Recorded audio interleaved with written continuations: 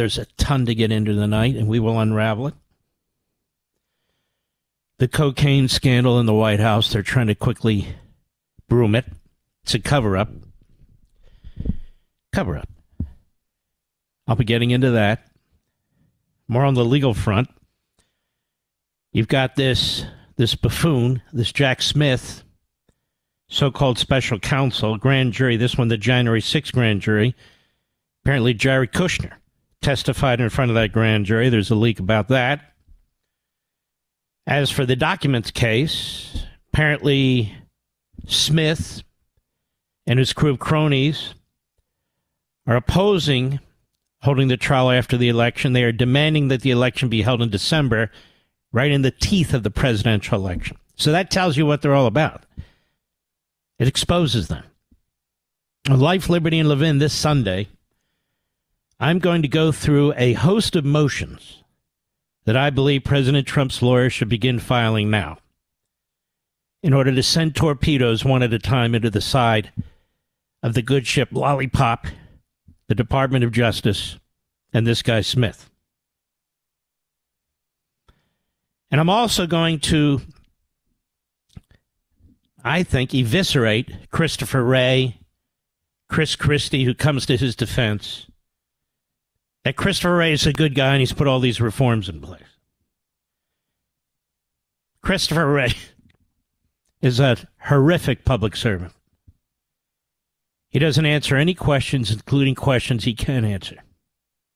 He needs to go. We can't have people like that. But more on that later. And of course, from time to time here, all the time we discuss the Constitution, but from time to time we take a deep dive. And I said we'll get into all these other issues. But before we do, every now and then we have to plow our own course. Can't just follow the news. And I honestly don't like to just follow the news. So I thought, how about a little discussion on the Constitution? Our fantastic Constitution. Call the family over. Call your kids over.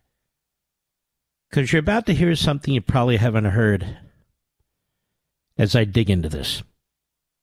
This is from Chapter 7 of The Democrat Party Hates America. The title of this chapter is War on the Constitution.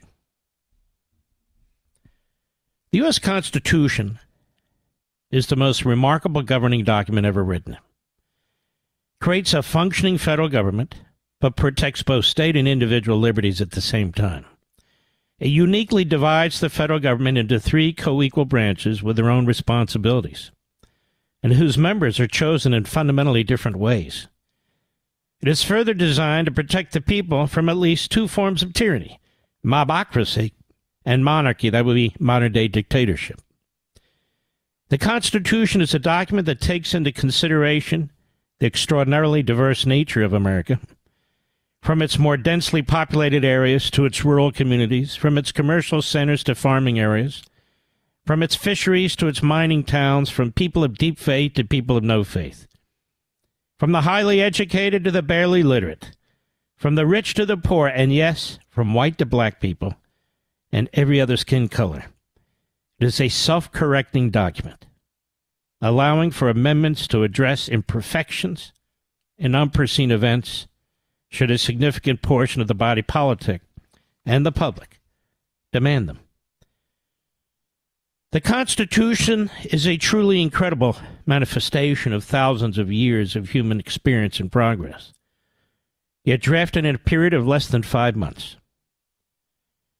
But if your purpose is to fundamentally transform America, then your purpose must also be to destroy constitutional republicanism. Thus, the Constitution must go, either all at once or by parts. And that is exactly what the Democrat Party and its masterminds have in mind. Indeed, Biden and his party are endlessly and relentlessly looking for ways to bypass the Constitution's obstacles to centralized power. And I'm going to give you a big example later in the program today. Big example that just happened. And their propaganda aimed at condemning Republican institutions has grown increasingly shrill, unhinged, and desperate. In the past, the Democrat Party and its academicians insisted that the Constitution actually embodied their ideological agenda and compelled the outcomes that they demanded. They celebrated judges and justices who abused judicial review and the promotion of activism. Today, they make open their disdain for the Constitution and no longer seek to disguise their true intentions. For example, radical leftist Ruth Kolker, professor at Moritz College of Law, the Ohio State University, is illustrative of this modern assault on the Constitution itself. Key to this attack is to try and link the Constitution to slavery. She writes in the opening salvo of her essay titled "The White Supremacist Constitution" that the United States Constitution is a document that during every era has helped further white supremacy. White supremacy constitutes a political, economic, and cultural system in which whites overwhelmingly control power and material resources. Conscious and unconscious ideas of white superiority and entitlement are widespread. By the way, she's white, of course. And relations of white dominance and non-white subordination are daily reenacted across a broad array of institutions and social settings. She says, rather than understand the Constitution as a force for progressive structural change, we should understand it as a barrier to change. From its inception, the Constitution enshrined slavery and the degrading of black people by considering them to be property rather than equal members of the community. The Civil War amendments did not only abolish slavery, only prohibited a limited ban on state action. Radical Reconstruction was short-lived, as white supremacy quickly eviscerated any political gains that black voters had achieved. The Supreme Court has interpreted the Civil War amendments consistently, she says, with their white supremacist roots, rather than serve as an effective instrument to help eradicate the badges, incidents, and vestiges of slavery. The Constitution has become a tool, both to ban voluntary race affirmative measures as the federal, state, and local government level, and also to preclude Congress from enacting strong abolitionist measures. The court, she writes, has enshrined the views of Andrew Jackson, a fierce proponent of white supremacy, into its structure. This is the kind of anti-American racist claptrap, ladies and gentlemen, that passes for constitutional scholarship these days. Elie Mystal, you know who that is, right, Mr. Producer? He's the guy endlessly on MSNBC. He's a real vile person. Another extreme leftist. Correspondent for the radical magazine The Nation. Is a frequent guest on MSNBC and author of the book Allow Me to Retort, a Black Guy's Guide to the Constitution. And like Kolker, he declares that the United States is and always has been a corrupt society, and the Constitution is nothing but an accumulation of demands of immoral white people enshrined in a document and imposed on the nation. And during his media tour promoting the book, he declared on ABC's roundly ridiculed View television show, "The Constitution is kind of trash. Let's just talk as adults for a second." And he went on, it was written by slavers and colonists and white people who were willing to make deals with slavers and colonists. They didn't ask anybody who looked like me what they thought about the Constitution. Moreover, this document was written without the consent of black and brown people in this country, without the consent of women in this country. And I say, he writes, or said, if that is the starting point, the very least we can do is ignore what those slavers and colonists and misogynists thought and interpret the Constitution in a way that makes sense for our modern world. Misthal's pretentious, unhinged rantings are typical again of the guests booked by the Democrat Party media, MSNBC, and so forth.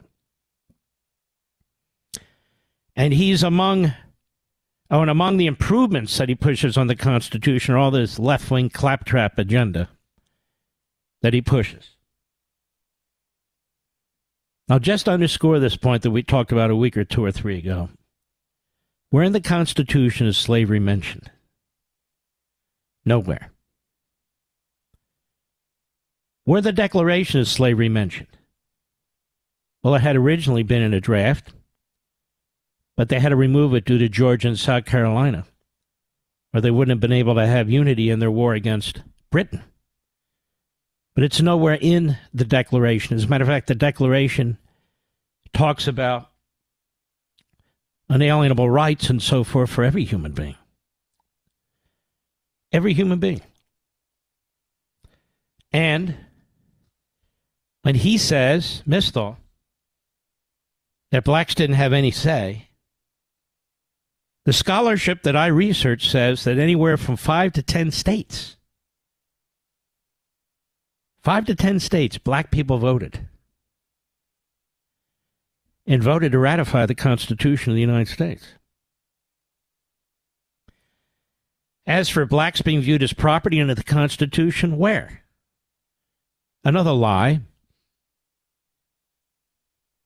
The 3/5 enumeration that I've talked about many, many, many times till I'm blue in the face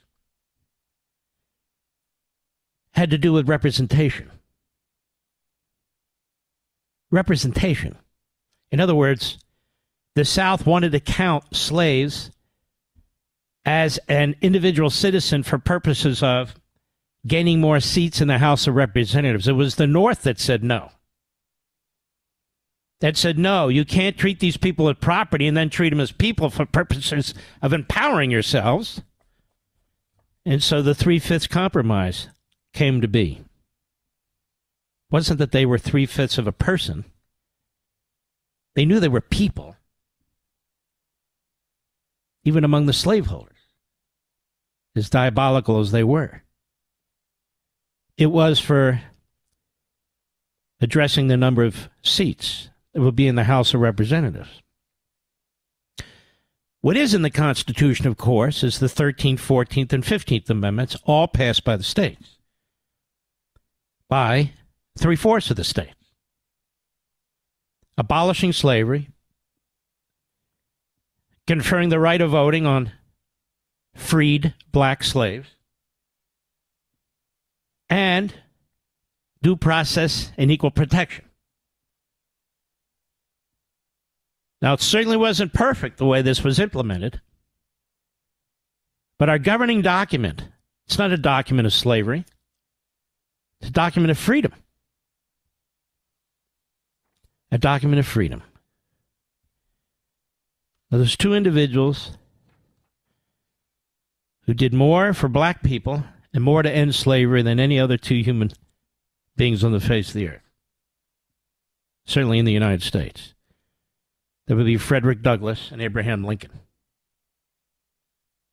Neither of them have a national holiday birthday, by the way.